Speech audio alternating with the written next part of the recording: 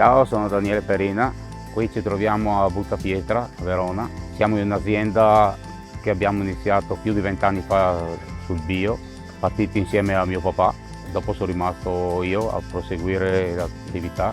Siamo in un'azienda di circa 14 ettari, coltivata soprattutto a serre, siamo su 8 ettari a serre. La storia della mia azienda è che siamo partiti come quasi tutti sul convenzionale, e stiamo vedendo, provando, curiosità, facendo corsi, siamo messi sul bio. Le nuove pratiche ci stanno portando a usare prodotti sempre meno invasivi, anche se ammessi in bio, e usare soprattutto prodotti più naturali possibili e che incidano molto poco sull'ambiente e possibilmente che non incidano sull'ambiente.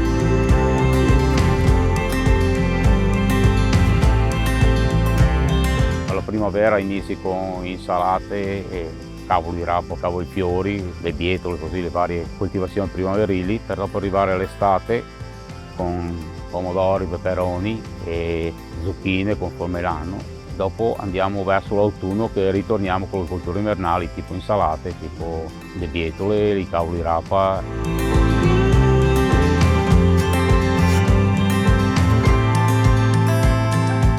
Il peperone è un prodotto che ha molti problemi. Ha problemi perché parte in primavera e in primavera si risveglia tutto l'ambiente, dunque partono afidi, partono tutti i tipi di insetti sia dannosi che utili. Occupa la maggior parte della stagione estiva, c'è il discorso del caldo, c'è il discorso di sbalzi di temperatura, arrivi in una stagione che può bruciarti il prodotto, ha problemi col cimice che arriva e ti punge e ti distrugge tutto il raccolto. E dopo andiamo verso l'autunno che con i soliti sbalzi di temperatura, marciumi, funghi, cerchiamo di contrastarli lanciando insetti utili, facendo prodotti a base vegetale per contrasto ai funghi e anche agli insetti.